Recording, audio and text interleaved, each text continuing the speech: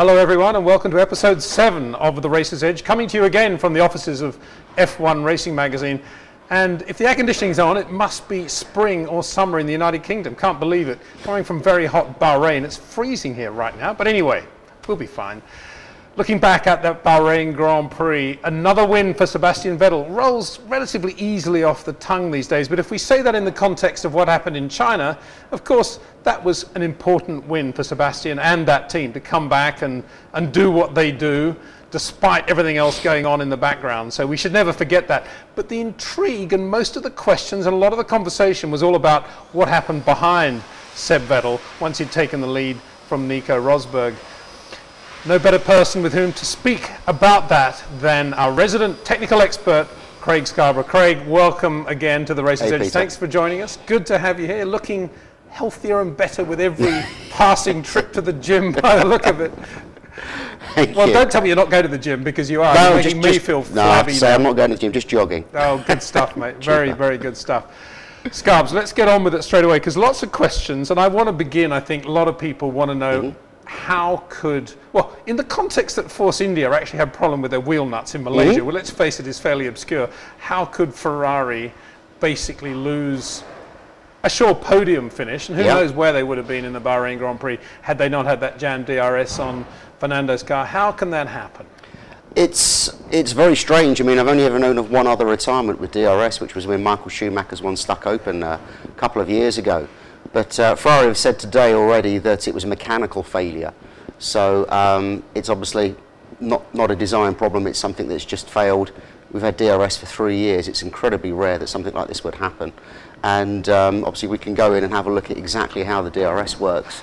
Well, let's do that. You've done some great drawings for us yet again. Let's have a look at those drawings. Picture number 1. Okay, so this is what we've got here is a side view of the rear wing. And you can see the wing with the two elements, the main plane and the higher element is the flap. And the gold or the orange piece above this is the DRS pod. This is a hydraulic element. Teams use hydraulics to open and close the DRS rear wing because it's so much more powerful and quicker to open it. It literally opens in a few milliseconds. So what happens is the hydraulics in red there power this piston inside the DRS pod, and then that drop link, and if we can just flick to the open picture, opens the rear wing. Now, the gap between the flap and the rear wing has to be 5 centimetres by regulation. It can't be any more. But what appears to have happened in Bahrain with Ferrari is that the wing has somehow opened too far and the air has got underneath it and actually just forced it up and it won't close. The odd thing with DRS is that the teams aren't allowed to use the hydraulics to close the DRS. It has to be air pressure that slaps it shut. So they couldn't just literally just reverse the hydraulics and squeeze it closed. They had to bring it into the pits, and you saw the mechanics bashing to drop it down.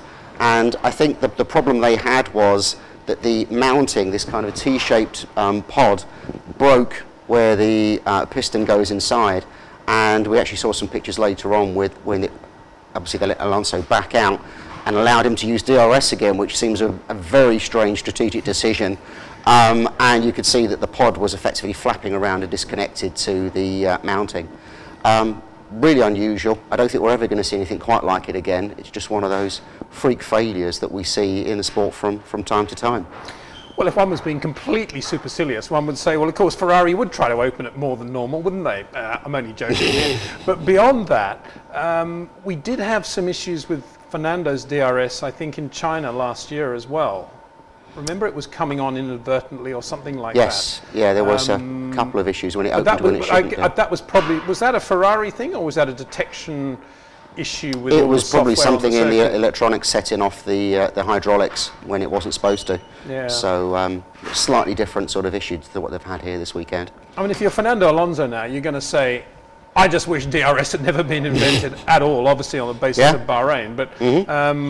But then he would have said after Abu Dhabi a couple of years ago, I wish I'd had DRS to get past Petrov. I mean, exactly.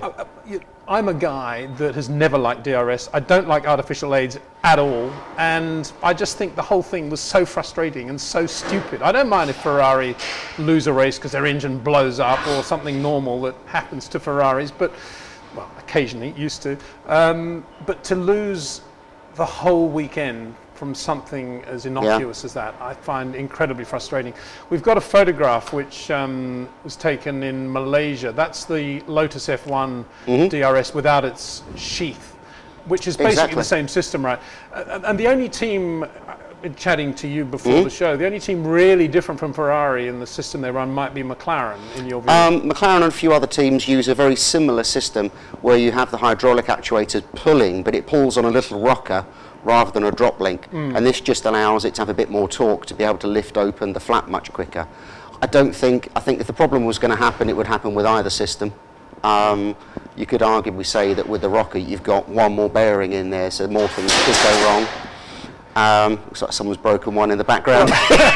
Yeah, we got some cleaners here actually doing, which was just after hours now, and I think one of the girls here, Mexican I think, is a massive Sergio Perez fan, so I think she's getting quite excited as we get into the whole McLaren discussion. Here she comes in. Interesting point about all that and the likelihood of it happening. At Road Race Parts on Twitter has asked if DRS uses a servo, is it off the shelf? And if so, would they test all those off the shelf servos? No, this is it's a hydraulic actuator, so there's no electrics. If you remember back in 2009, you could adjust the front wing angle. Some teams use electrics for that. A lot of the teams did use hydraulics. But the rear wing, the DRS is open with hydraulics, and this is a part that had been manufactured by the teams and has been raced for 3 years, and it would have been pressure tested and rig tested back at the factory. Something's obviously gone unusually wrong in this situation. I don't think there's anything we'll see quite so similar again. I mean, looking at the Ferrari performance overall in Bahrain, it was a good enough performance in the sense, until that happened, in the sense that it gave Fernando a car that put him in a position maybe to win the race, maybe to get a really good podium finish, which is what he needs every race, obviously. So in that sense, Ferrari are continuing the momentum, the F138 looking very good. But it didn't look, I imagine, as good as the Red Bull looked in race condition. Once the race had really started to unfold, the Red Bull looked very, very strong. And so let's just talk a little bit about where Ferrari are with the chassis, putting aside the DRS thing. Very conservative tyre choice, as we know, a choice that worked really well in the race for Lotus, really well in qualifying for Mercedes. But Ferrari were kind of a little bit betwixt and between, I think, in terms of where they were in terms of pace. Yeah, it was disappointing. Obviously, Massa went for the harder tyre off the line, went for the option tyre, sorry, prime tyre, the right way around. He lost a lot of space, a lot of positions off the grid, just having that slight lack of grip from the tyres, and then didn't seem to get any benefit. He seemed to pit very much around the same time as the people on the medium tyre, so that strategy just clearly wasn't working for them. And with Alonso not having DRS, it's very hard to judge where it was, but they weren't on fire during the race like perhaps we would have expected them to. I mean, Alonso obviously lost position in the first laps to Vettal as well. Obviously, well, Sebastian not only lost position, but he gained that position on a fabulous start, fabulous as first usual, corner. If you're watching onboard Vettel at that point live, you just think, oh, well, he's P2 here behind Nico. He's looking at already getting past Nico, and suddenly this red Ferrari comes past on the left. You think, wow. But then, got to hand it to Sebastian. A beautiful pass down the hill. Just Fernando didn't really make a mistake, but Seb was just there and used the road perfectly to get Fernando. And that was the moment when you thought, you know, Ferrari. It's not the race that perhaps we were expecting to unfold. Yeah. Exactly, and that's really what they need to be taking back to Maranello, I think, and working on prior to the Spanish Grand Prix now at Barcelona. That's right, that pace. But then again, we don't know how much of a factor or not the choice of Pirelli compounds for that race was, because we're now beginning to see a pattern of when they go conservative, Lotus have a problem getting tyre temperature for one lap, but they can really use the tyres well in the race. But equally, Mercedes cars that really use the tyres didn't like them at all in the race, and so. You know, Ferrari, it must be confusing for them actually to know where they are based on the tyre selection for Barcelona. Right. I think Ferrari, if you compare them to last year where they really struggled with qualifying pace, this year we're already seeing that they're not quite as polarised, that they seem to qualify quite well and they race quite well. So I think they've got a slightly better balance of it this year. They just need to maybe bring the total car performance up to get those extra positions. While we're on the subject of Ferrari, Another question has come in from @JD Matisse. What are the air scoops apparent behind the main plane of the F138 and beside the main plane of the Lotus? Okay. What Matisse is asking there is the air inlets which are around the roll hoop area on both the cars. And if you recall, the Ferrari, the F138, has an extra scoop just behind the roll hoop, just behind the main inlet for the engine. And this is quite common. Mercedes has had it in the past few years. They've dropped it this year. And it's just a duct that feeds down to the oil cooler, which is mounted above the gearbox. And it just means you have the cooler above the gearbox rather than the side pods, so these side pods can be even slimmer. And on the on the Lotus, I still call them Renault after two, years. We're okay. You can call it Tolman if you like. On the Lotus, we've seen all year this year, we have these two closed inlets either side of the roll hoop. And these are for the drag reduction device, this passive DRS system that we saw Lotus test last year and brought out during testing at the beginning of the year. These bits appear to be bonded permanently into part of the structure of the roll hoop. So as much as they said, we're not going to have a modesty panel because it's too much weight, they're actually running with these ducts, which will have an impact on the rear wing slightly at every race, even though they're closed. So at some point we'll expect Lotus are going to return with this device, and those inlets will be opened and they'll be doing what they were there to be designed to be done. And at Oversteer TV, talking about a duct on the RB9 monocoque, is that a similar thing? What is that duct that they're talking about? No, I think what they picked up there on the onboard footage of Vettal during the race, there appeared to be a little black hole on the front of the chassis in front of the cockpit. Looked at other pictures, I can't find a hole anywhere, so it's probably just a piece of marble, bit of rubber that's stuck to the car, and with the lower quality of the onboard footage, just looks like a hole. Right. Picture 2B, Rish, is the drawing, a beautiful Scarborough drawing of the Ferrari front wing. Yes, this was, they brought a couple of developments to China and they raced them both in China and again in Bahrain. This is the new front wing. What they've done is they've changed the end plate shape slightly, and what unusually they've done is we've seen lots of teams run lots of slots in the end plate, which just helps curve the air around the front tyre. They've actually added these now to the foot plate, which is the little horizontal plate that runs along the bottom of the front wing end plate. And this is all about setting up the turbulence and the vortices just to get all of that front wing weight pushed outside the front tyre and make sure that it then doesn't get sucked back in to the floor at the back of the car. So quite unusual. No one else has put slots in the foot plate of the end plate so far.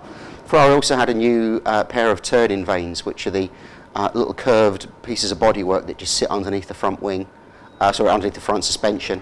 And whereas before these were two pieces, now they're three pieces. And it's just this, again, forever, these little tiny bits of development that just help bring a little bit of lap time every couple of races. And while we're on the subject of the Ferrari front wing, and thanks very much for that brilliant analysis, SISMS92, a Twitter address, sorry, that's the best way I can pronounce it. If we can just go over this again, any ideas why McLaren is running a relatively simple front wing? A lot of people at F1 Tech are jumping on it as the cause of their problems. And I asked that question because we talked earlier in the year about how Ferrari adapted to the pull rod front and how difficult it is for access, and where McLaren are now with their front wing and nose section. Well, the front wing they've got is very similar to the wing they've run for the past few years, and you know their pace. McLaren now, yeah. Their wing, they've actually simplified the wing a bit. If you remember before, the wing almost had a kind of two-element setup. If you looked at it from in front, there was the front wing went across very flat, and then it kicked up, and then it went down again and went across and flicked up towards the very outboard piece. Now it's a very much more conventional flat wing all the way across to the end plate. I wouldn't say they're running an unusually conventional or unusually simple wing. The wing was good enough for them to get results at the back end of last year. It's just that a lot of other teams now are going more and more aggressive at the very outboard part of the wing, where we're seeing 6 or 7 elements all stacked up. Again, it's all about throwing the air around the front tyre. I don't think McLaren's problems are inherent with their front wing. I think the problems are elsewhere, and it's much more to do with the way that the airflow is approaching the underbody and the diffuser. And in Spain we're expecting to see some changes in that area. Again, a lot of people point it towards the suspension, and McLaren have run the car very stiff. Again, the suspension isn't stiff because they want the suspension stiff, it's because they need to keep the aero underneath the car at a set level to the ground, and the only way you can do that is to constrain the suspension unnaturally. If they could, they'd run it much softer and let the car bounce up and down a bit more. Yeah, that's give right. the driver a bit more feel. That whole pull rod, push rod, arrow thing, it is interrelated, but of course you can't. If you take them in isolation, it's much more difficult to talk about them. But the one thing that that I do believe, and I may well be wrong here, is that, but it's the way I'm looking at it, is that as Enrique Scalabroni pointed out, there is a difference in front roll center heights, and when you're starting to play around with difference in heights, and let's face it, there has to be a reason why Adrian Newey hasn't done what McLaren have done at the front. You do allow yourself a bigger window of operation, and you've got much more of a pivot that you're operating on, a knife edge, when you've got a higher front roll center, and that's something that, of course, McLaren will have taken into account, but nonetheless, it does make it more difficult when they're looking to make changes and make the car more drivable. So it'll be really interesting to see how that pans out in Spain. Thanks for that. Let's have a look at Red Bull then, because they had a great car in Bahrain, no question about that. But they were trying some interesting stuff on Friday. Yes. If we recall, at the beginning of the year, we were talking about Williams and the fact that they had this, what I describe as a blown front wheel nut, which is a bit of a jokey description, where they're actually actively pushing air through the front axle, the hollow front axle, and blowing it out through the part where the wheel nut screws onto. Now, Red Bull brought this out on Vettal's car on Friday, and the picture we have here is actually of the Williams setup. And what you can see, that drawing is actually the Williams. And what you can see is on the right of the picture, where the air is scooped up by the brake duct, some of that is actually pushed straight into the axle. It forms no cooling purposes. It's not there to cool the brakes or cool the bearings or the upright. It's purely there for aerodynamic benefit, and that comes powering directly out of the hollow end of the axle where the wheel nut screws on. And Williams in Melbourne also added this extra duct that you can see sat in front of the brake disc. This is static, this duct as well, and also just blows air out through the front wheel. Now, I've managed to unravel why teams are doing this, and obviously Red Bull have now cottoned onto this. In fact, they had a very similar system last year that got banned at Monaco because it was spinning with the wheel and the air was actually ducted in through the axle that came out past the wheel nut. Yeah, I remember you did that on a previous show. These systems have now been, they actually have a static duct inside the axle, so it's not a moving part, and the duct is cut flush with the wheel nut, so it's not projecting too far. But what happens, if you can imagine the rotating front tyre going through the air is going to split all the way around this tyre, and some of it goes left, some of it goes right, and above the wheel and below the wheel next to the track. And these diverting airflows create these very strong vortices. And what aerodynamicists have found is, as they now put these big caked-in brake ducts inside the wheel and prevent any air passing through the wheel, these vortices are getting much stronger, and they're starting to interfere with other airflows. So the airflow that comes off the inside of the front tyre is upsetting the flow off the front wing, which obviously is what you don't want because it's going to choke the flow off the front wing. And the airflow that goes outside of the front tyre near the track will actually spiral around and eventually find its way back under the floor and wreck the diffuser airflow. So what the aerodynamicists have found is, if you can actually encourage more air to pass through the wheel, and this is exactly what these two brake duct add-ons do, you don't get rid of these vortices, but you soften them up a little bit and you move where they're positioned, which allows you therefore to get much more front wing performance and also much more diffuser performance. So that seems another one of these kind of nonsensical solutions. Blow air through the front wheel and you get more downforce front and rear.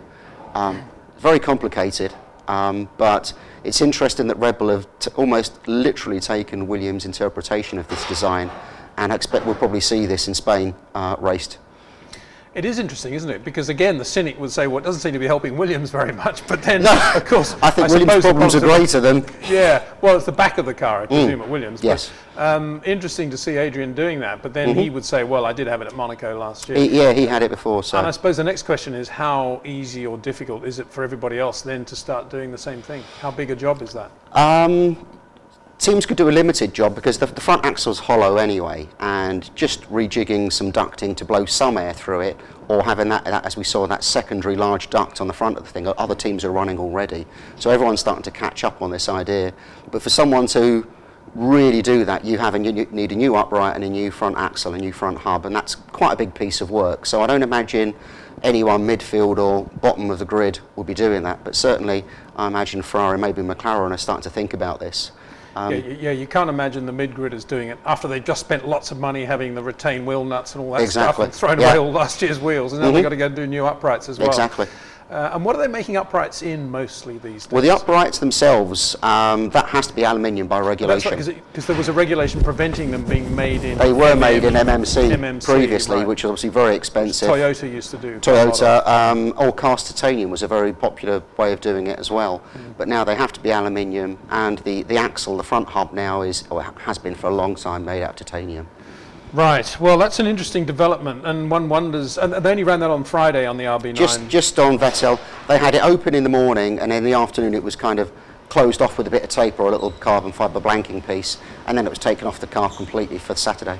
Right, and we've got another Red Bull picture, I think, or not? No, I think that's... No, that... We're at for Red Bull, but before we leave Red Bull, then let's just talk about... So it was only on Vettel's car, not on Webber's car. Shock horror. And Mark Webber had a weird weekend, didn't he? You could argue that there's no surprise there, really. No. Equally, you can imagine Aussie Grit coming out like a caged lion and just blitzing everybody. Yeah. And what was obviously a very good car, but he didn't have a good weekend. He was there or thereabouts, but he looked a little bit, I think if Rob Wilson was here, he'd probably say a bit spiky on a couple of his laps, important laps, and then he never really got a run in the race. No. And was in, I mean, it was an impressive thing to watch, that wheel-to-wheel racing with Lewis Hamilton in the closing stages of the Grand Prix. And if you were watching that on board, say Lewis, which you can do on some of the world feeds now, they're interactive, and regardless of what they put out, you can actually just be on board for the 5 laps or so. And it was nail-biting stuff. I would say, you know, I was interested afterwards that Lewis said, great racing, I loved it, and Mark Webber actually said the same thing. To me, it looked on the edge of being almost a little bit over the top, I thought. But then Mark is that sort of racer. I remember him, I think it was in Coulthard at the Australian Grand Prix about 5 years ago, maybe no, more than that. And they were just down one of the straights, sort of almost touching, just doing this. And Mark is a serious player when it comes to you know, defence and attack, and to then repass Lewis as he did, and then his tyres just went off right at the end, unbelievably, the last 2 laps, didn't they? Very, very strange. Yeah, I mean, that was an example of over the cliff. I suppose it was an example of how good a race Vettel also drove, because you know, and it puts to some extent it puts Adrian Newey's call in the Malaysian Grand Prix of wanting both cars just to back off and stop racing one another before the incident into the correct context, because you just don't know when those tyres are going to go over the edge, off the cliff, and they did on Mark's car. As conservative a choice as they were, they went off the cliff on Mark's car. An RB9 Red Bull, you know, was probably the best car in the race. Well, the second best car after Vettel's car. Oops, don't want to get too political here. Speaking of which, politics, the new F1 Racing is out. We've been tweeting out the front cover, and correctly so. Here it is, hot off the press. I think some of you have already got it in your hands if you subscribe to F1 Racing, which everybody should. It's a great issue. I'm just flicking it open now, and the first thing I came to was a picture of a goatee bearded Alan Prost, which was quite fun. And that's yeah, there he is, Alan Prost. Actually looking quite cool, I think. He looks a bit like a sort of French actor, doesn't he? Who's you know, just about to go to the Cannes Film Festival. Very good. Lots of great stuff here. I'm hoping. Oh, here's an interview with Flavio Briatore, looking very, very Flavio over dinner. He's got the menu and the wine, and he used to go to my gym. I say used to. He's still a member, I'm sure, but I haven't seen him there for a long time. I don't know why. No more comment there. But it's a great issue. Next month, what I'm getting around to saying is next week we will have Anthony Rowlandson on the show, hopefully, if Mr. Rowlandson can deign to bring himself away from his desk, and to go through the issue with us, because there's lots of good stuff in here.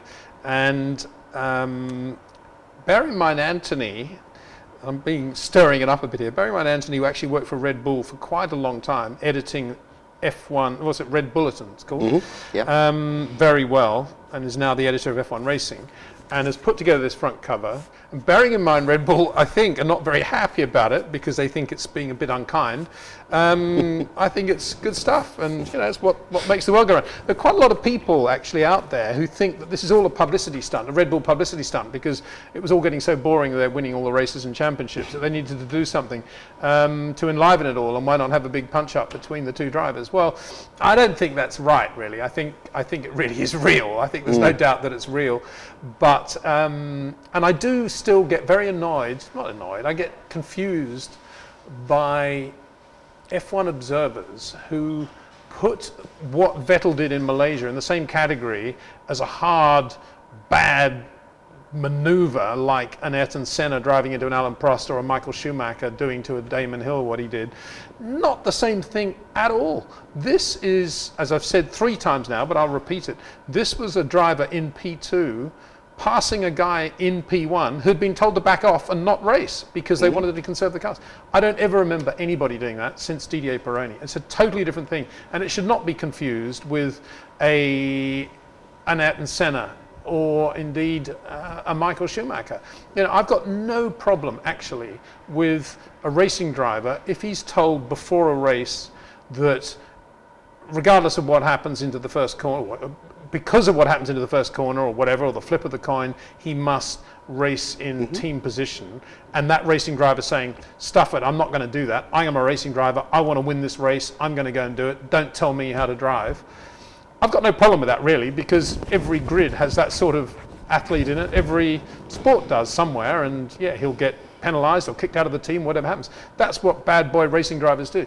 What I do have a problem with is a racing driver who doesn't say that before the race, who's given a team order to stay in second place when the guy, his teammate in front, has backed off, and then he pounces on him from behind. To me, that's a stab in the back, and I don't like that. And regardless of what Seb says, that he apologises to the team, but he doesn't apologise for winning, which I don't understand at all, I don't think it's acceptable at all. No. And I think the front cover's a great front cover, so good luck to Anthony and, well, the whole F1 racing team for doing that. Right, that's that one. We're just getting the lighting sorted out here again, because they go out occasionally when there's a lack of movement, but I think it's all right still. Yeah, it's pretty good. Scarbs, let's move on to the next one. Before we go on to something very special, which is a Scarbs cam, video Scarbs cam. Yes, correct, that's what I said. Let's just have a look at the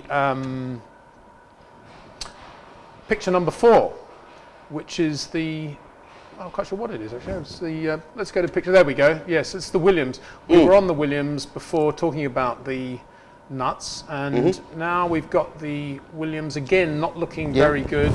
I mean, it looks to me like a team that's finding a 10th now in every race, just getting it back systematically. Nothing's going to happen overnight for all the Williams fans out there.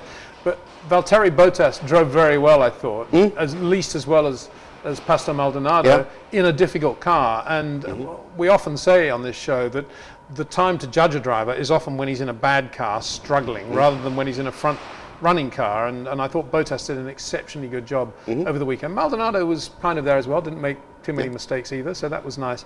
But the car itself, let's hear about that from your perspective, Scarbs. They brought a new front wing to China. They've been playing about with front wings a lot, and they did last year, although I think they had an inherent problem with the front wing last year that required a redesign over the winter.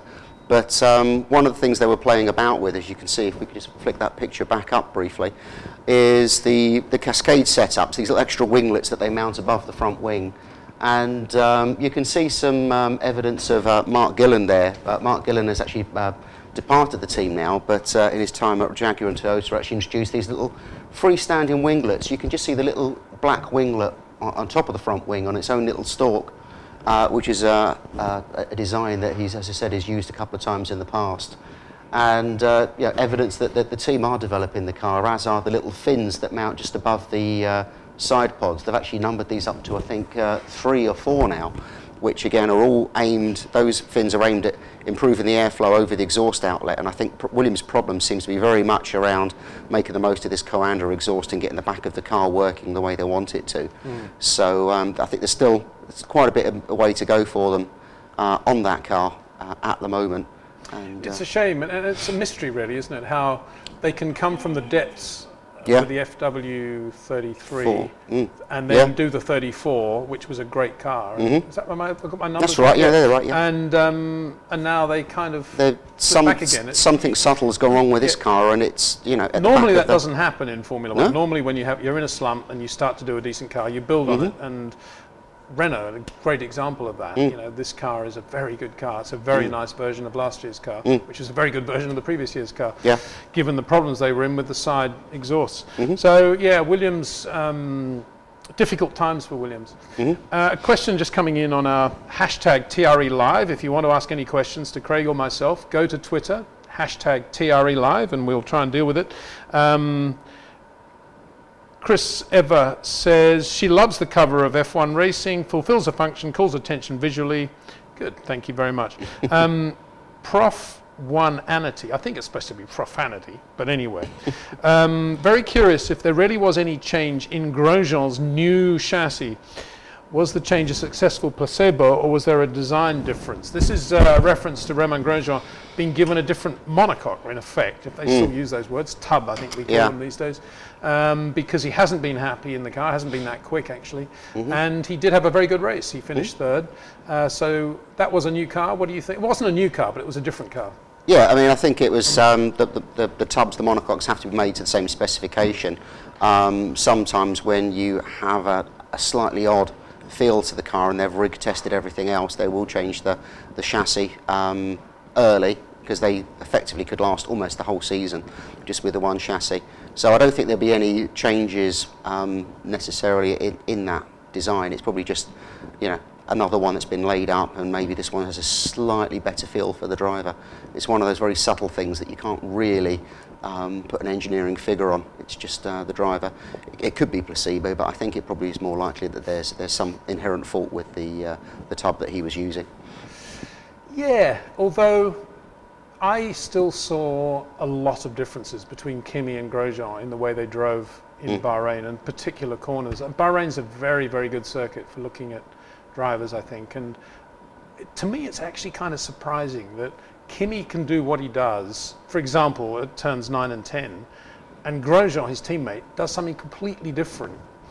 And I can't imagine why he wouldn't be looking at what Kimi does and basically thinking, well, that's what Kimi Raikkonen does, and he is very good on tyres and he's good on this, why don't I do the same? But he doesn't. And I suppose you could say all credit to Romain that he just sticks to his way of driving. But he was, again, absolutely on a knife edge. And he got away with it in Bahrain. And I say got away with it. He did a very good job from beginning to end. But he's a reflexy driver. And Bahrain is a circuit where you can sort of massage the car if you're doing a little bit here, a little bit there, and you can get away with it. It'll be really interesting to see how he goes, I think, at Monaco, which should be a fabulous circuit for Romain Grosjean. We know how quick he is. But to do well there, he's got to get through Thursday, Saturday, and Sunday without hitting anything, basically, which Kimi Raikkonen actually does hit things at Monaco. He has done in the past. And McLaren, I remember he hit something quite early on a Thursday. But Kimi will be very good at Monaco this year, I will bet. And Romain, on his knife-edge style of driving, it'll be interesting to see if he manages to keep it absolutely on the straight and narrow. But specifically through turn 9 and 10, which to me are corners where you can really see the difference between a Kimi and a Lewis, and not a Fernando on this occasion, because he wasn't actually doing what he normally does there, particularly a Kimi and a Lewis. It was just fabulous to see those two, and how wide they were going through turn 9 in 5th gear at about 240 kilometers an hour, brushing the marbles on the right side of the car so that they gave themselves a lovely flat spot for braking for turn 10. And a couple of other drivers, Mark Webber's another good example, would be somewhere near that, but not right over where Lewis and Kimi were. But others, Romain being a good example, apexing through turn 9 and then braking with so much load on the car into 10. And that's why occasionally he would miss the apex or something would happen with the rear. But he did a good job. Won't take that away from him. But I thought Kimi did a superb job from where he was on the grid. And despite his allergic reaction before the race. He came out in spots, and that was his excuse for not doing the driver's parade, actually, I think. But I don't know really why he didn't want to do the driver's parade. But he was fine in the race. Good old Kimi. And he really showed how much that Lotus E21 came into its sweet spot once they had a full load of fuel, the heat of the day, even though it was a late start. And the tyres were just perfect for that Lotus, and it wasn't the case in qualifying. Difficult for them to get one lap temperature out of those tyres. Yeah, it's I suppose it's the problem that Ferrari had last year. They were nowhere in qualifying, leaves them with a lot to do in the race. But the Lotus seems such a fantastic race car that Kimi just keeps getting up to the podium at the end of every race. It's you know, it's a testament to, I suppose, his driving and tyre management as much as the car. But yeah, we spoke to Alan Permain last week about how he felt about the tyre choice for Bahrain, the Pirelli tyre choice, and I said, you know, would you, given how good the Lotus is on tyres, would you have preferred to have a slightly more aggressive tyre choice so that the others were in more trouble? And he basically said no, because if we went any more aggressive, we'd be in the same situation as China, where we basically just had a qualifying tyre as the option, and which was a good point. Because there is a big difference between the compounds this year. But the interesting thing, I think, is that Lotus were, after China, we felt, wow, Kimi can qualify this car as well. He's a serious player now because he can qualify and he can race. But in Bahrain, we went back to the Kimi of last year in terms of qualifying. He couldn't get that lap out of the car, and one has to say, we assume it's because they couldn't get into the tyre temperature window like that. And you got to say, if he's going to be in that sort of trouble consistently over the year, qualifying 8th and 9th, for example, it is going to tell, because he did a great job in the early laps of Bahrain, but that isn't going to happen every race. You start qualifying away from the first 2 rows, you're going to get hit, as Massa and Sutil collided, unfortunately, in Bahrain. So Lotus, I would guess, would be hoping that Pirelli are going to go as aggressive as they can on compounds from here on in, but let's wait and see what happens there. But full marks to the Kimster, and he deserved that, and Romain Grosjean too. 2 very good performances. Now, by way of a break, well, I'm going to hand it over to the man here because he was in charge, but we have the Scarbs cam, and it was an interesting, different event of the type of which you've probably never seen before. So Scarbs, it's long enough, I think, to say over to you. We'll start the video and you can tell us what's going on here. Well, I was invited down to Battersea Power Station, obviously that landmark building down in London, by Shell, who were launching their new V-Power Nitro Plus fuel, and they were speaking a lot about the relevance of their road fuels against their F1 racing fuels. And one of the things we were allowed to do was, as you can see there, I'm not actually listening to what David Rigon is saying to me, but we did an auto test in a Fiat Abarth 595, and this is David's lap. We didn't get the times for the drivers. As a way of a background, David is ex-Euro Formula 3000 champion, also in GP2, had a big crash in 2011 and broke his legs. So he's just gone through here and through about 6 cones in a slalom. Then we had to brake into a garage, reverse, and then reverse into another garage and break the timing beams and set your time. That looks very easy, Scott. It looks very easy from the passenger seat. And then I basically then, as you can see now, I'm going to jump in and set the car up for my slightly shorter legs, which is unusual for racing drivers, that I'm a little bit smaller than them. But I presume you did all the technical tweaks, like turn off the AC, wind the windows up to reduce aerodynamic drag, things like that. No, the only tweak I really did was I left foot brakes, so that did upset the engine management a few times when I'm braking and accelerating at the same time to try and get the car to turn at the far end. Excellent. But this was all about Shell telling us about this fuel and basically saying about some of the technology that's in the Formula 1 fuel. So, you know, the fuel isn't obviously all purely about the power content, but Shell also are putting in products into the fuel now which reduce friction, which obviously at the top end of the engine is really important, and that in itself brings power beyond the Okay, we'll stop waffling on about that and tell us what's going on here. You're trying to distract us from the... This is my first practice, which probably looks like my most aggressive drive. And I had the fantastic idea of left foot braking into the garage there, but then realised my foot wasn't anywhere near the clutch to find reverse. I see Davide's actually laughing a bit there. It probably is. I don't think would work out why I couldn't get it into reverse. And then I didn't stop quite close enough. So I think I had 2 or 3 practices, which was 1 or 2 more than I think I was supposed to have. And I've got to say, these little Fiats, I mean, I love small cars. I'm not much of a big car driver or a powerful car driver, to be honest, either. I've never done any racing, so throwing that round was lots of fun. Well, to your credit, Davide doesn't actually look that worried or that scared yet. There were lots of drivers there that were causing some concern for the people. We'll see in one of my later practices when I was reversing, I actually completely misjudged the turn and almost went through the barriers and took out Mike Evans, who's the head of Shell's F1 fuel program. Oh, well, that's helpful. So I can see the headline now. Alonso, yeah, he was looking at failure in Barcelona due to Scarborough. Due to no fuel being available. Yes. Here we go. So yeah, you can see Lots I'm getting of frantic wheel movement there. Yeah, you can see I'm trying a bit too hard. And well, yeah. I mean, Rob Wilson talks about tiny increments of steering and sensitivity and finesse. Yeah. I'm not much of a sensitive driver. I'm more boot it and manage it through braking and steering. So I actually feel quite sorry for the Fiat at the moment. Yeah, the Fiat. This is all done in first gear, and to the credit, the Fiat's really, well, I mean, they're designed for that, aren't they? But it took a lot of hammering. There was probably about 60 people. I probably went through them over the 2 cars over the course of the day, and I'm happy to say, I think that's. Well, I can see Battersea Power Station in the background. You can see. I mean, it's yeah, they're eventually going to get around to finishing the development there. Good. Well, enough of that. That's brilliant, Scarbs. Where did you finish? I came 4th. Oh, congratulations. I had, I think 24.6 was my fastest. Yeah. And I think 23.8 was the fastest of the day. So less than a second. So I'm happy with that.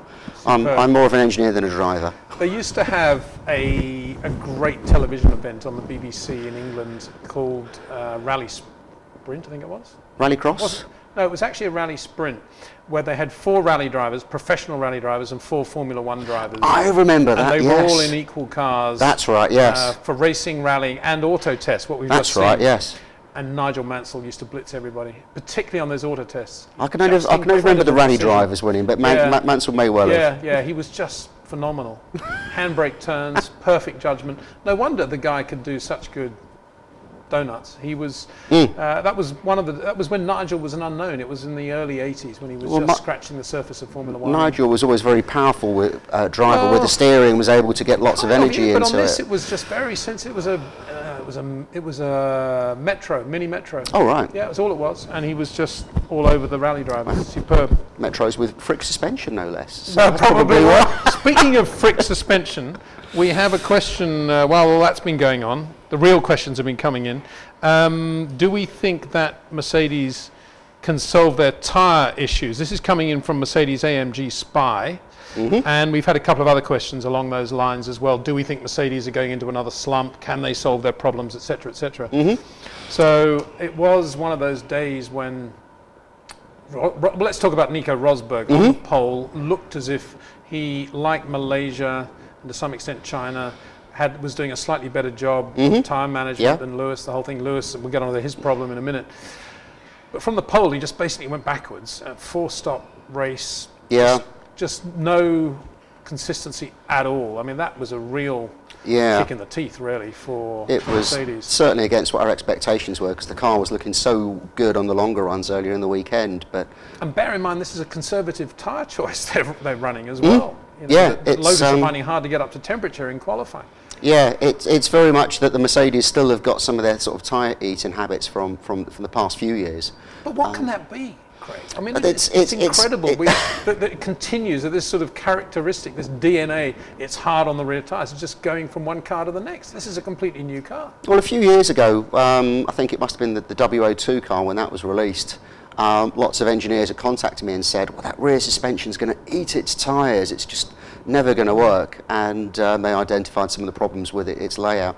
And Mercedes have evolved their suspension, and right now, in terms of the geometry at the rear, doesn't look unduly different to anybody else's. So I think we can now discount the fact that it's about geometry, and because of the car's pace, I think we can probably say that it's not so much about downforce, because I think the car has come on leaps and bounds in aerodynamic terms. Yeah. So now really we are starting to look at the the compliance element of the suspension, and as we know, I can imagine Nicky Lauda in some sort of debrief saying, get rid of this whole FRIC thing, makes a car like the Force India, and the car, let's just go back to square one. I can see him saying that. Lauda was saying this over the winter and in the back end of the season last year. He says we have this very complicated system and we either get it working or we get rid of it. So this is why at the beginning of the year I wasn't sure if it was still on the car, and obviously we had it confirmed that yes, they are running what we now call the FRIC system, the FRIC system.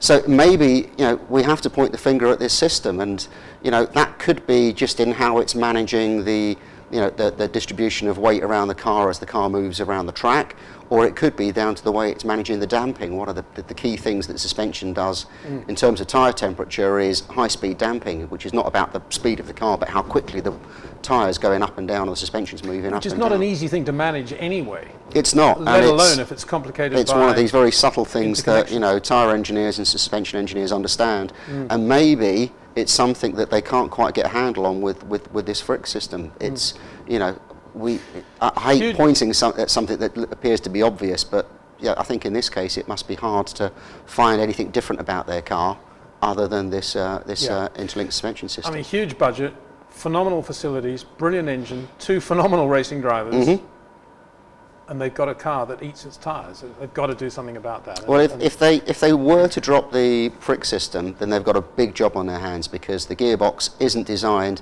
to carry all the additional elements that a mechanical suspension would have. It's pretty much just got space for the dampers and this linked heave element. So they've got a big re-engineering job on their hands if they are going to do this. Around the front of the car it gets a little bit easier, but it may still require a new monocoque just to add the extra hard points and fastenings for all the other bits and pieces inside the car. So full credit to Lewis Hamilton though, because that, to my eye, was probably the best tyre management race he's ever driven anywhere at any time. And of course he's had to do more tyre management at Mercedes than anywhere else, or McLaren. But he actually did a very good job. I mean, if you say Nico is one of the best guys in the pit lane for tyre management, Lewis did a really good job, and he was sort of forced into that situation in the sense that, look, Lewis, where you are, you ain't going to win the Grand Prix. No. You're only going to get points if you really look after the tyres. So go into conservative mode, do what you know you can do, and what you've learnt from Malaysia, particularly when he had that direct comparison with Nico, and he did a great job. He was there at the end looking good. And, I mean, he wasn't. That race actually, I think, would have done Lewis's not confidence is the wrong word, but it will have done Lewis a lot of good, because all of a sudden he can manage tyres now if he needs to, and that's a first for him. But let's just talk a little bit about that issue at the end of third practice on Saturday morning. The most bizarre tyre suspension gearbox issue that I think I've ever seen. He was on the in lap and he's coming out of the second last corner, and suddenly the car jolts, and as we now know, the tyre, the suspension and the gearbox are all damaged to the point where he gets a penalty for having a gearbox change. It's a very strange accident. Unfortunately, we didn't get to see the car from the outside. We only had the onboard shot of the issue. But he come round the right-hander, the left wheel went over the curb, and as you pointed out, drivers were doing that consistently throughout practice, so that wasn't particularly unusual. And then there was, as you say, after he was been on full power for quite some time, then there was this jolt. So we're not sure if the suspension collapsed, but we actually believe that the tyre failed, and the tyre failing put an undue force on the suspension, which broke the suspension, which put undue force on the gearbox, broke the gearbox. Why do we believe the tyre failed? Because the teams, as I understand it, were told by Pirelli, certainly before they went home on Saturday, that it was not a tyre issue, and therefore they went into the race knowing and understanding that it wasn't a tyre issue.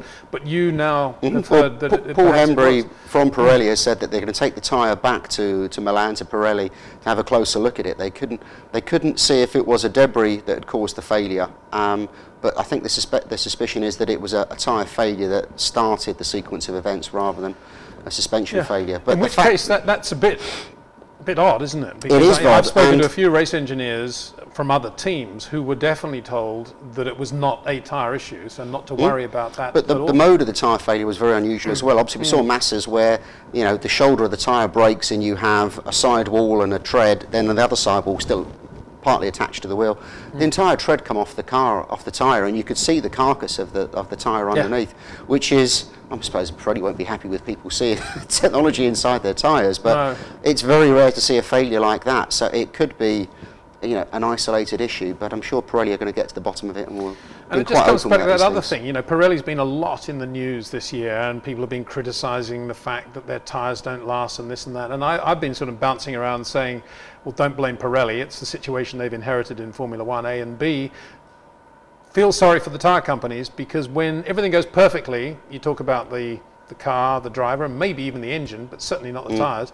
But as soon as there's a problem, everybody focuses on the tyres. So Pirelli, they just can't win at the moment, because one minute they're getting criticised because of the political situation in Formula One. Secondly, they have a tyre failure, and everybody focuses on that. But anyway, I see it more as interesting rather than as something that for which they should be criticised. And let's see what happens. But interestingly, Felipe Massa also had serious tyre issues, if that's the right word. We believe puncture related. Yeah, they believe that the tyres were cut, and probably from debris rather than a curb. So yeah, it's a completely different issue with Massa's failures in the race, but it's unusual to have two on the same corner. So I wonder if maybe he was riding curbs and maybe there was some debris lodged in a place that only he managed to find on a regular basis. Well, speaking of a Pirelli carcass being exposed, we had a few other things exposed as well, and one of them was the Sauber. Let's have a look at that. Yes, nice this was... I should say here that all the pictures credit to LAT Photographic, a part of the Haymarket empire and purveyor of photographs, of course, to F1 Racing Magazine. But that's a sad photograph. A sad photo of Gutierrez Sauber after the Chinese races, I remember. Nothing new or in that respect to this picture, but what you can see is the modesty panel that we spoke so much about at pre-season, that the teams were allowed to add this cosmetic panel to hide the step in the nose, which gave you a small aero benefit. You can actually see it's broken off, so you can actually see what the underneath shape of the wing is.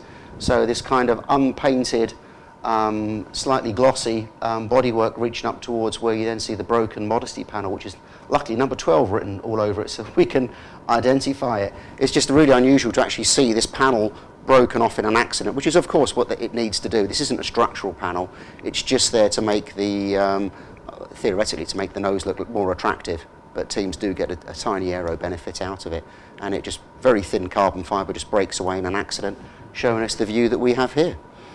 And Willem Toet's beautiful side pod inlets there, looking a bit full-on, but again, we've got to say the car was disappointing in Bahrain. The car remains to be a disappointment. I think it'll be interesting to see what parts they bring along to Spain, hopefully to try and put some pace back into this car, because I believe underneath there, much like the Williams, there is a good midfield car in there. There's just something that, in the correlation between their design and wind tunnel testing and CFD hasn't found its way to the track. Well, speaking of good midfield cars, the Force India surpassing expectations, and just the team. I mean, in terms of a car finding the right compromise between qualifying and the race usage of tyres, Force India right there, almost with Red Bull. They're just superb, bang on the money. I had a private thought to myself on Saturday after seeing qualifying that, could we see a Force India win this weekend? If everyone else's tyres start to fall to pieces, could they come in with, what's been fantastic tyre management, as you say, both in qualifying, because they've been in the top 10 now a lot, and in the race. And so satisfying for them to have both drivers identical lap times in qualifying as well. That's a great thing. That means the team is operating really well too. And sad for them they lost Soutel so early on, but Paul di Resta drove beautifully. He was really, really good.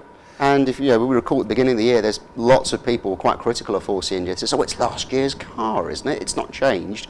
Obviously, as we looked into detail, it is an all-new car. It's used very similar concepts from the year before, but they've spent lots and lots of time understanding the tyres and understanding the exhaust and understanding how it all works together. And they're really reaping the benefits of that at the moment. And the car, well, you and I had that chat, and it's still on our YouTube channel if you want to go to that. Scarbs and I talking to Andy Green before the race.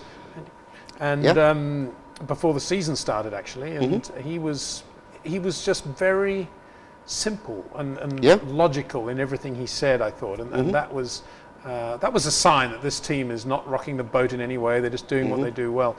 And as I've said several times, I think full marks to that team that they do sign drivers on merit, and they go for guys that are quick, and you cannot underestimate the importance of that. Adrian Sutil doing a very good job in his return to Formula One. Paul di Resta. I mean, I tweeted out when Sergio Perez got the McLaren drive, and I'm a Perez, not a Perez fan, but I respect him, and I think he does a very, very good job. But I did tweet out, I was surprised they didn't take Paul di Resta, and I was amazed at the amount of negative response I got on Twitter. You know, how could you possibly suggest di Resta as a McLaren driver? Well, I think the guy is pretty good, and I think he did a very, very good job in Bahrain. And you know, I'm surprised that he isn't getting more, or wasn't getting more attention at the end of last year, actually, to be honest with you. Yeah. But and then again, there was a lot of criticism, not only as you were saying about the team, but also about the economics of the team and the politics of the team. And Vijay Mallya has had a lot of criticism, a lot of stick in certain websites around the world.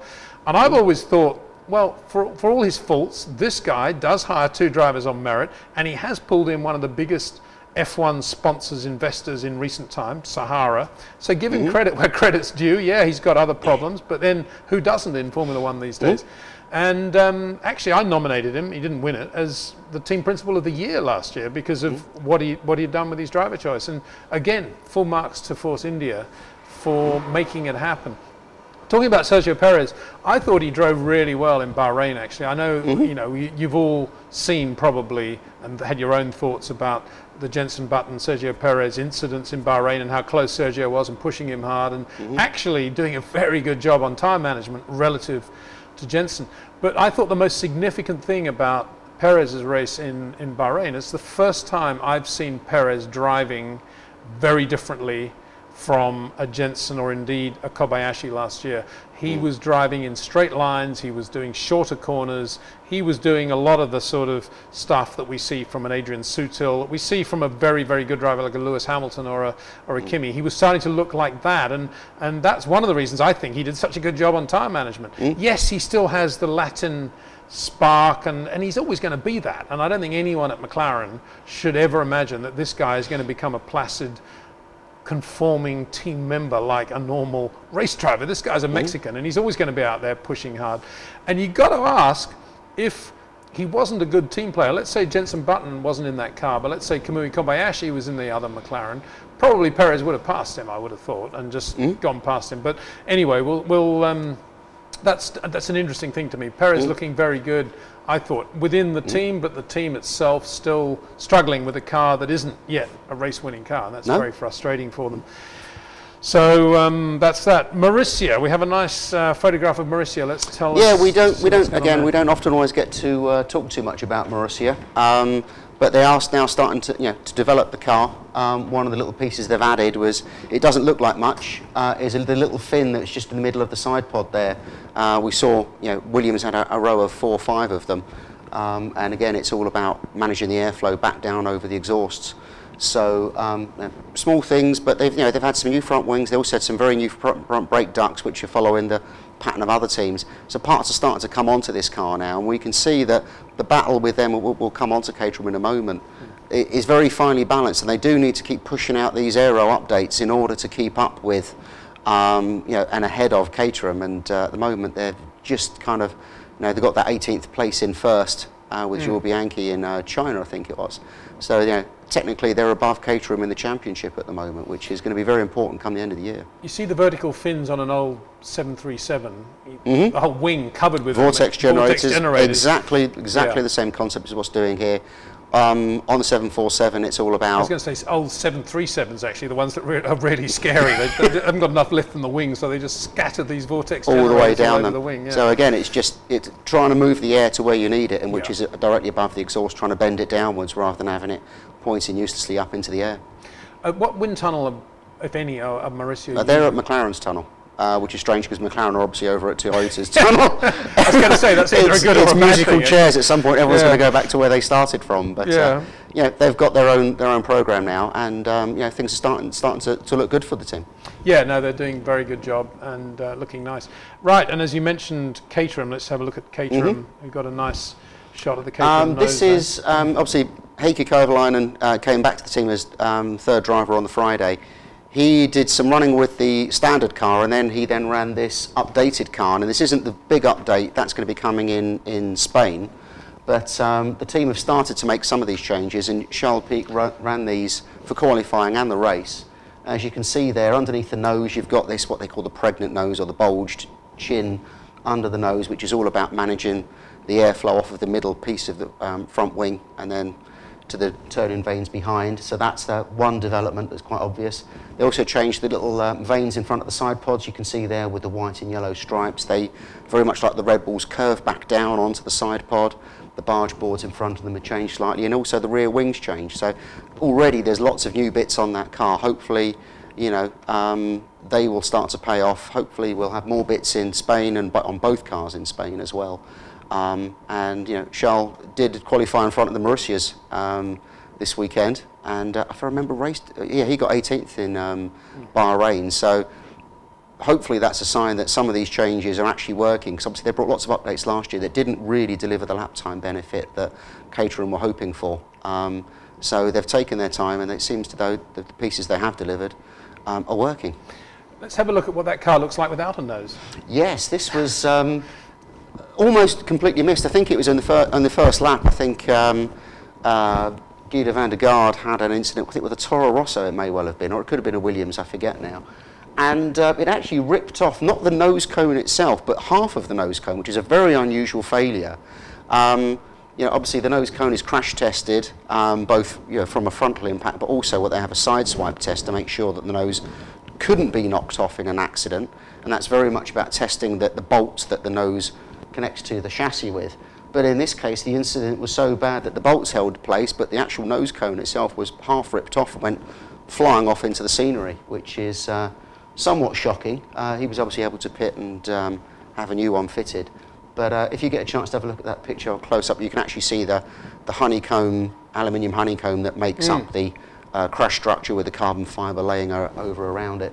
So it's nice to get a chance to see one of those pictures. Obviously they've got no modesty panel, so it was all structural, everything you see there. Yeah, and thanks again to LAT Photographic for that. Some quick thinking photographers getting us some great action shots there. We've got to wind up the show now because, well, apart from anything else, the lights are starting to go out here at Haymarket, but not where we are, right here. But a couple more matters of moment and some more tweets coming in. Thank you so much for those.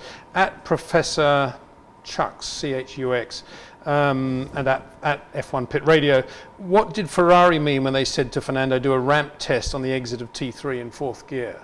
Right, we talked a little bit about that on Twitter, but let's just this is ramp test is to do with the differential on the rear axle, and in a conventional differential you have what they call ramp angles, which is how the differential locks up under acceleration and obviously under braking.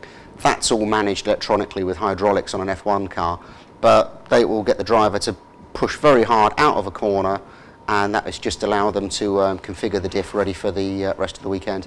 So quite normal stuff.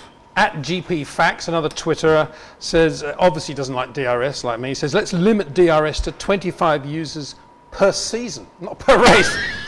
It's like a completely stupid idea. It'd be quite fun, wouldn't it? I agree. I mean, I think it should be limited to an amount over a weekend, because when we get this stage at the end of the race, and we saw it in Bahrain, okay, someone else's tyres may be fresher, but they can just draft past someone on the straight, having used DRS dozens and dozens of times during the race. That somehow to me seems a little bit unfair. I think you should use it, and once you've used it up, then that's your DRS gone for the race. And I didn't really see the point of the DRS on the back straight at Bahrain either, because nobody seemed to be passing there. And it just unlike China, where it allows you to kind of line up your move onto the next straight, it didn't seem to serve any function whatsoever, did it? And I can't work out, I don't know if it's because the straight wasn't long enough, or the way turn 11 invites you to shut the gate on anybody. I don't know what it was. I think it's because that turn 11 is a kind of a line-locked corner, because in theory coming out of a slow corner like that, well, I suppose it's also too slow speed coming out of turn 10, isn't it, which is 70 kilometers an hour, I think, mid-corner, something very, very slow. Just interesting point, talking about the approach to turn 10, going through that fast kink, turn 9, Kimi and Lewis, as I was saying, very, very wide of centre going through turn 9 in fifth gear. But interesting to see both Ferrari drivers would just snatch sixth gear I say that, I mean that, before 10, which meant that they were not focusing on that. All they were focusing on was getting through 9 as quickly as possible. So a difference in approach there, and possibly different gearing as well. Maybe Ferrari running slightly shorter gearing than the other 2 engines. Interesting to speculate on that. Just news, Taku Sato won an IndyCar race. Congratulations to him, to Honda, and to the AJ Foyt team for whom Taku drives. Absolutely wonderful to see Taku winning again. He deserves that. He's been out of Formula One since, well, his last full season was 2007. He did a few races in 2008 with Super Aguri, one of my favorite teams of all time. They did a lot on very little. And actually, Taku, I hope to talk to him soon, because Taku, interestingly enough, is very much a part of modern Formula One for one very good reason, and that is his 6th place in the Canadian Grand Prix in 2007 was as a result of running a very different compound mid-race to everybody else and getting into a position to do a lot of overtaking. And you remember he passed Fernando Alonso. And it was because of that result that to some extent we have the Pirelli compound situation we have today. So Taku absolutely in the news. Congratulations, buddy. I know he's in Tokyo right now doing a lot of Honda stuff, and he deserves all the acclaim he's going to get. And on that note, I was going to say I also miss a lot Kamui Kobayashi. I'm so sad we don't have a Japanese driver in Formula One. Congratulations to the 2 GP2 winners in Bahrain. Again, we had Fabio Lima winning for Racing Engineering. He won the race in Malaysia, and now he's won in Bahrain as well, so he's looking very strong. That team, based of course in Spain, Alfonso d'Orleans owns it, but the team principal just announced this year is young Ines. Nice lady, and good to see girl power coming into motor racing more and more. And Sam Bird won the Sunday race. Good to see Sam back there again, effectively driving for what used to be iSport, although none of the 3 iSport key players were there. It's now called Russian Time. They bought the iSport team, but most of the boys on the ground were iSport, and Sam, of course, knows that team well. But good luck to Sam Bird. He deserves that too. And in the Indy Lights race in Long Beach, a Colombian won too, would you believe? We had Carlos Munoz driving for Andretti, followed by Gabi Chavez. So 2 Colombians doing well in America. That's about all we have time for now. Craig, thank you so much to Craig Scarborough for joining us on this show as we debrief the Bahrain Grand Prix. Don't forget, we'll be back again next week, probably on Wednesday, maybe on Tuesday, but watch this space on Twitter and Facebook. We'll put you absolutely in the picture there. So follow us on Twitter, like us on Facebook, and subscribe to our YouTube channel. That way you can always know what's going on and you can get your notifications of when the next show is coming out. And we have lots on that YouTube channel. With every passing day almost, we have new video going up there. So have a look at us and enjoy. That's youtube.com/Peter Windsor. Thanks again to you, the fans, for joining us on this edition of The Racer's Edge. We'll see you again next week, and thanks to our production team at Knockout TV and to F1 Racing Magazine. See you then.